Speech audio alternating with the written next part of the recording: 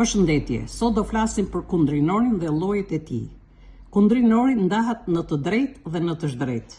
Kundrinori i drejtë është gjymtyra e dytë e fjalisë, ai tregon objektin mbi të cilën bie veprimi i shprehur nga folja. Është gjithnjë në rasën kallëzore. U përgjigjet pyetjeve: kë, cilin, cilët, çë dhe çfarë. Shprehet me emër. Irena bëri detyrat. Çfarë bëri? Detyrat. Kundrinori i drejtë i shprehur me emër në rasën kallëzore. 2. Me grup emëror. Nxënësit takuan mësuesen e tyre. Cilën takuan nxënësit? Mësuesen e tyre. Është kundrinori i drejtë që shprehet me grup emëror në rasën kallëzore. Me përemër vetor plus trajt të shkurtër.